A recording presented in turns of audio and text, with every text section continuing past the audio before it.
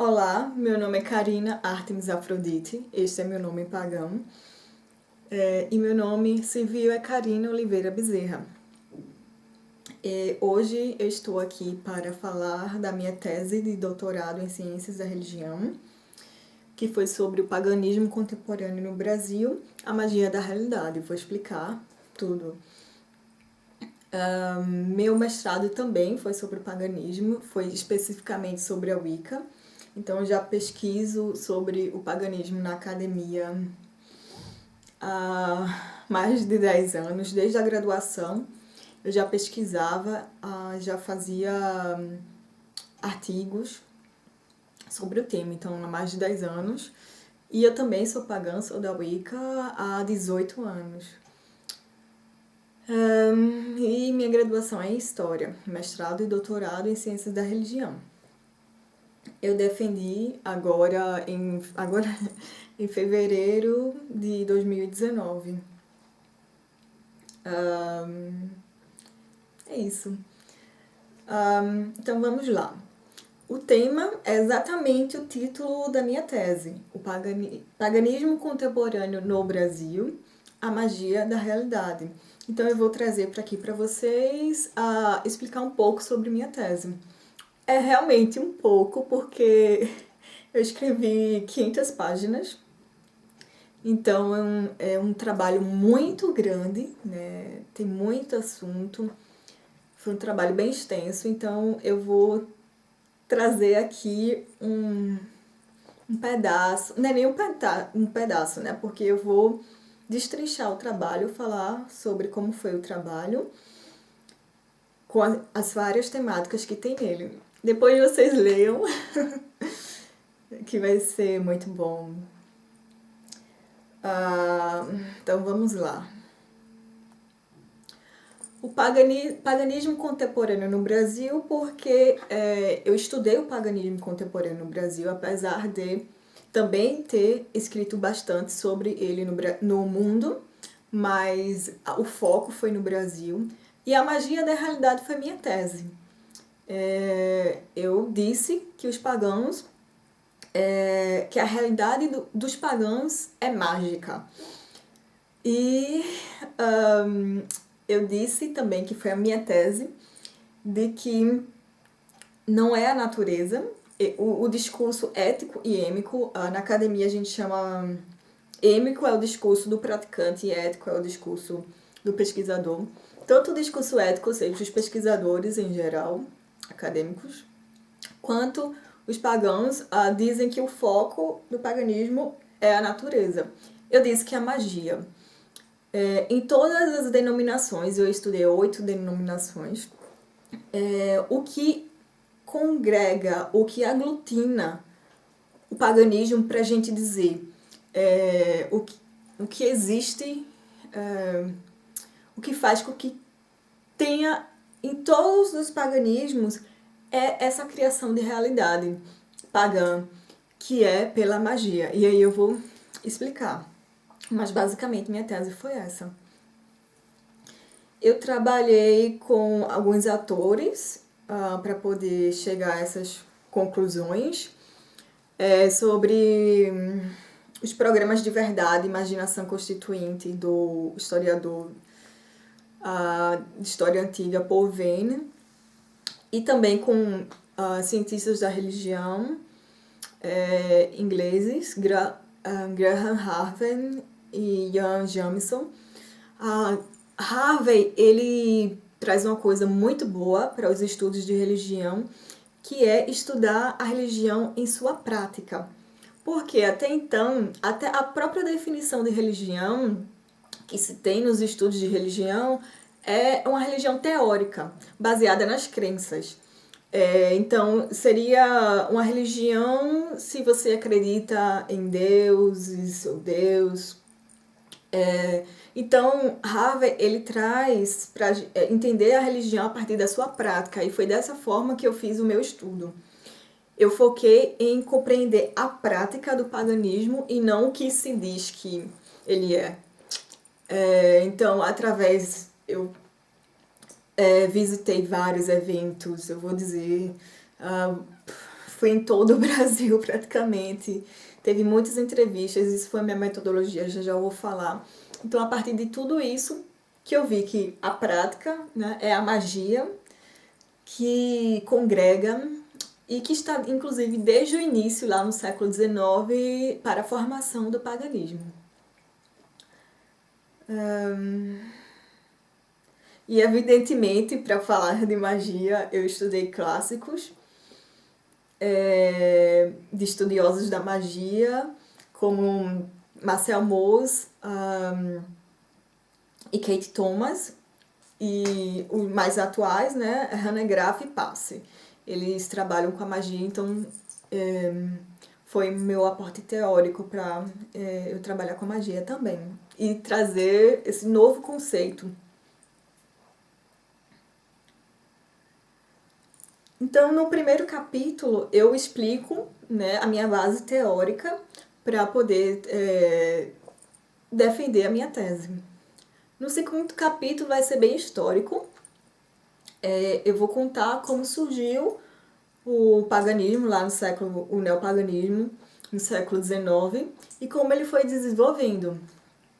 Então, e também a teoria, né, que eu já estava trazendo, eu vou aplicando para a formação do paganismo, que se iniciou no movimento romântico do século XIX, que era nostálgico de um passado desaparecido, que era esse passado pagão, em que se buscava uma união orgânica entre pessoas, cultura e natureza. Muitas das ideias que a gente tem do paganismo atual não é antigo, é do século XIX, que foi dessa busca novamente do paganismo, mas com as aspirações do século XIX.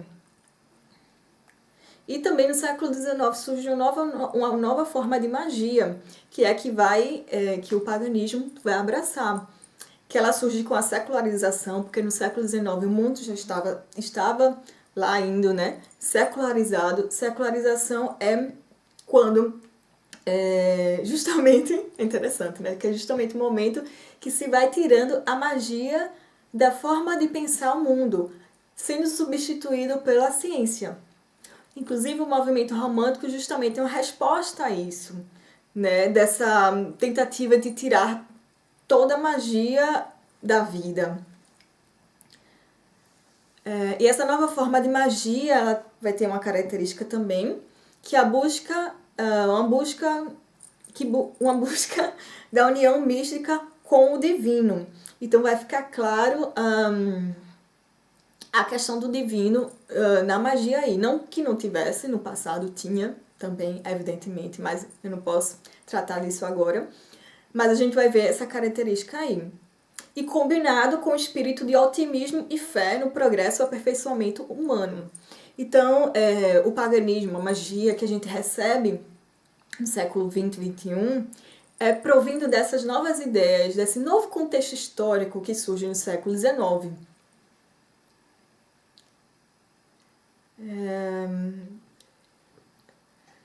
E aí, então, vou falar das origens e os mitos que formaram o paganismo contemporâneo, do sagrado, dos deuses, a ideia do sagrado e dos deuses, dos ritos, como se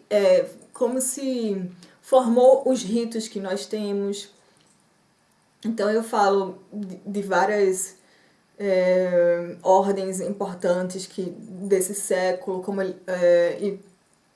e também magistas como Eliphas Levi, a Ordem Rosacruz, Teosofia, a Alta Magia da Golden Dawn, Dion Fortune e também da magia popular, que ela também vai ser abraçada pelo paganismo contemporâneo. E depois disso eu entro especificamente nas religiões pagãs, neopagãs, que vão surgindo e eu trato um pouquinho, eu trato de sua história, de sua formação até a atualidade. Então eu vou falar do neo-xamanismo, e aí eu vou tratando do neo-xamanismo tradicional, da igreja nativa americana, da bruxaria da Wicca e da religião da deusa. E aí eu pego um pouquinho do surgimento da bruxaria diabólica para chegar no século XIX com a bruxaria romântica. Depois falo falo bastante de Gerald Gardner para explicar, né, como teve essa formação da bruxaria que era chamada moderna, mas que a gente prefere chamar hoje de contemporânea, porque quando nos estudos de religião históricos, quando a gente fala de bruxaria moderna, a gente pensa na bruxaria lá da Inquisição, que é do início da Era Moderna. Então, da Wicca nos Estados Unidos, do feminismo, da magia que vai se desenvolvendo lá na década de 70, que já vai ter influência também da Nova Era, da cosmologia californiana, que vai ter influência, das músicas, da psicologia. A psicologia vai influenciar bastante. Depois eu falo do druidismo, eu trato um pouquinho dos celtas, então entro no druidismo e reconstrucionismo celta. Várias características, e que eu peguei muito para falar do reconstrucionismo celta com a palestra de um evento que eu fui, com a Erin, porque não tem material acadêmico sobre o reconstrucionismo celta, ou muitos materiais. Eu me baseei nisso e também na pesquisa em sites. Depois eu falei do hiddenismo e das suas denominações dentro do Asatru e das outras. Dos gregos e helenismo, eu falei bastante dos gregos antigos, porque muito do que a gente tem em várias religiões pagãs vem dos gregos. Então foi importante eu falar bastante deles. Depois falei do helenismo. E depois eu entro na metodologia. É muito interessante você saber a minha metodologia para você compreender que realmente foi uma pesquisa bem grande para poder chegar nesses dados. Então eu fiz pesquisa bibliográfica, né, vários livros, em documental, em várias fontes, né? Pesquisa de campo em quase todas as regiões do país. Eu só não fui no norte. E eu fui em 8 estados e visitei 14 eventos, rituais e locais durante a pesquisa. Entrevistei pessoas de 15 estados do Brasil, em todas as regiões, sendo 4 entrevistas presenciais e 36 entrevistas por questionário abertos. Né? Os questionários foram abertos, com 31 perguntas. E eu obtive 419 páginas de respostas. Então, os resultados, como a ciência pede, foi a partir de uma grande pesquisa com os pagãos, com suas respostas. Eu priorizei pagãos que têm mais tempo de prática na religião e que têm e que contribuem para o desenvolvimento da religião, né, que são sacerdotes e etc. Então, com todos esses dados e com também as minhas visitas aos eventos e aos rituais, que eu cheguei às respostas e à tese. Então, o quarto e o quinto capítulo foi sobre o paganismo no Brasil. E aí eu construí uma história do paganismo no Brasil, eu trouxe 8 denominações, a partir das histórias de vida de alguns dos depoentes, e também de pesquisa bibliográfica, documental, e nos eventos que eu visitei e nos rituais. Então eu dividi o quarto e quinto capítulo. O quarto capítulo eu falei da Wicca, do druidismo e reconstrucionismo celta, do hiddenismo e helenismo. Esse capítulo, então, eu reuni essas religiões, o que elas têm em comum. Ela mantém vínculo com organizações ou pessoas da Europa e América do Norte, seja em nível de linhagem ou irmandade. Então eu chamei de paganismo, neopaganismo no Brasil, que são essas religiões desenvolvidas no Brasil. E o quinto capítulo eu coloquei neopaganismo brasileiro, que porque eu coloquei o neoxamanismo, espiritualidade da deusa, bruxarias e piaganismo. Essas denominações são caminhos independentes, mais anárquicos, mais abrasileirados, que inclusive procuram se distanciar da nomenclatura religião, com exceções, evidentemente. Mas então eu fiz essa separação é baseada nesses dados. E eu também tratei sobre o Dia do Orgulho Pagão no Brasil.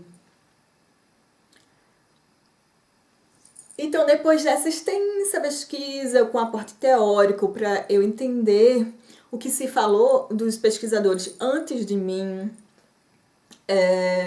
do paganismo no exterior e do paganismo no Brasil, eu cheguei aos meus dados sobre a realidade do paganismo no Brasil, em que eu trago que é mágica. Magia como elo fundador e aglutinador do paganismo. A magia é o processo da criação de realidade que une o paganismo e os pagãos. E muito do que... Muito não. O que eu falo quando eu estou falando é justamente baseado nos dados que eu trouxe. Então, a magia é o processo, é a imaginação, o encanto, a magia que torna a vida real, que possibilita que a crença em um conjunto de mitos una um grande número de estranhos, que possibilita que a prática de um conjunto de gestos crie uma realidade e insira seus praticantes numa comunidade pagã, ou seja, a criação de uma comunidade pagã ou paganismo, que se perpetua pelo mesmo processo de experienciação dos sujeitos, que é na prática do dia a dia e no decorrer dos anos dessa criação. Quando fui desenvolvendo a tese, para explicar, eu criei o conceito de magia tríplice. Não tem nada a ver com a magia, com a questão tríplice da Wicca de retorno, não tem nada a ver. Magia tríplice porque eu dividi a realidade pagã em 3 tipos de magia.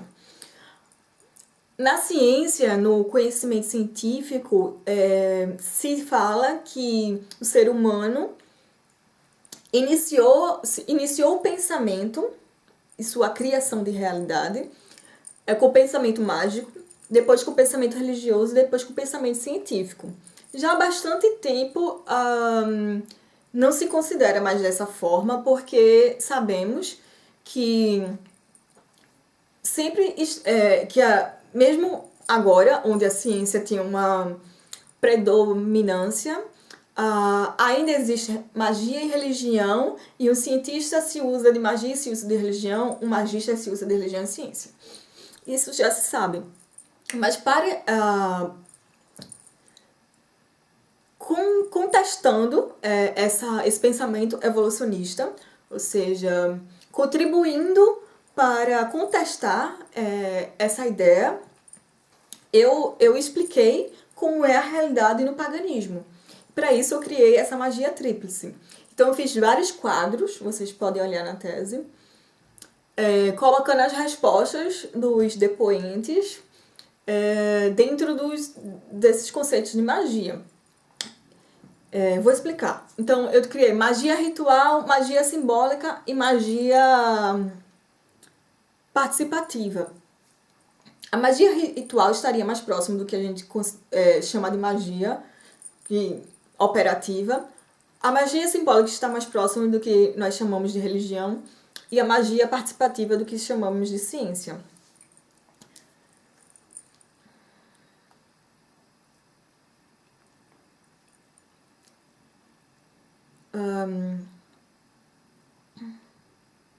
Então, esse quadro foi uma das coisas que contribuiu para eu chegar à tese.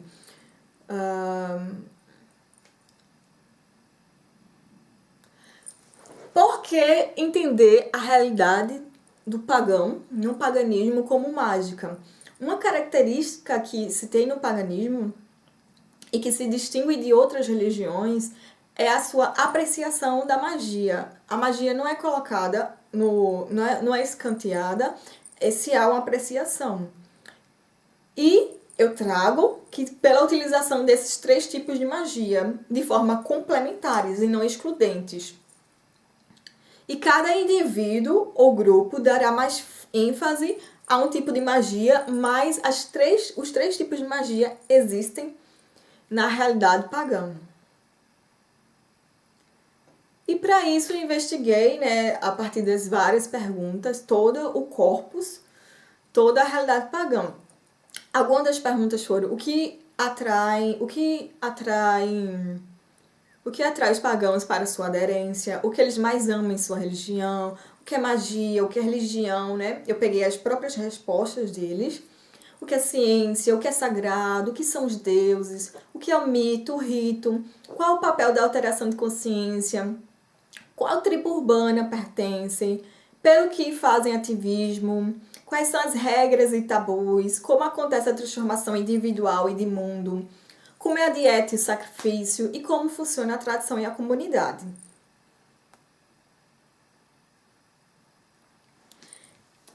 Então eu cheguei à ideia, ao conceito de que a magia no paganismo, ao contrário de lixeira, porque é dito que nesse pensamento evolucionista, a magia, a religião, a ciência, se coloca tudo que não se quer como magia, é tipo uma lixeira. Então, ao contrário de lixeira, é um recurso, é uma categoria de inclusão e que depende de práticas dos povos antigos, reconstruída e imaginada pela modernidade.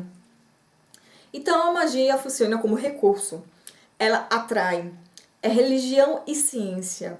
Ela dá vida aos mitos, produz os ritos, desperta a consciência, dá ética, dá sentido à vida, é o sagrado, é o elo com os deuses. Todos foram respostas dos depoentes. Então, além da magia com prática ritual, a magia de outra realidade, com símbolos e mitos fantásticos, com deuses igualmente mágicos que tornam toda a vida sagrada e mágica através da fé e práticas rituais que levam ao encontro de si e, ao mesmo tempo, em consonância com a ciência, diz: é o que leva homens e mulheres de todas as idades e direcionamentos sexuais de cidades de todo o Brasil com ensino superior a se atrair ao paganismo. E é o que aglutina todas as denominações. Outro conceito que eu cheguei no desenvolver da tese, porque se dentro do paganismo há tanta diferença, o que é que distingue cada denominação pagã? Uma coisa muito interessante que eu estava preocupada antes de escrever é se eu iria conseguir falar de forma geral para tantas denominações pagãs, ou seja, falar do paganismo. Mas sim, foi totalmente possível pessoas de uma mesma denominação, por exemplo, druidismo, por exemplo, dentro do druidismo tem várias respostas que contém dentro da Wicca, que contém dentro do hedonismo, que contém dentro do neo-xamanismo, espiritualidade da deusa e etc. Então, pessoas às vezes pensam mais parecido, por exemplo, um druidista às vezes pensa mais parecido com um wicano do que com outro druidista. Então, o que é que distingue? O que é que faz tal pessoa preferir tal religião pagã? Chegamos à conclusão de que o que as distingue, de fato, é a mitologia. Apesar das perspectivas do que ela seja e até de suas interpretações variem dentro da própria denominação. Portanto, ao invés de crenças, esse nome, esse conceito não foi bem visto por muitos pagãos nas respostas. Ao invés de crenças, seria melhor dizermos que os pagãos têm mitos. E essa afirmativa que eu faço foi muito interessante para a minha conclusão. Na conclusão, vocês lerem, é realmente a conclusão de toda a tese. Foi muito importante para justamente o questionamento de religião, magia e ciência, porque o paganismo está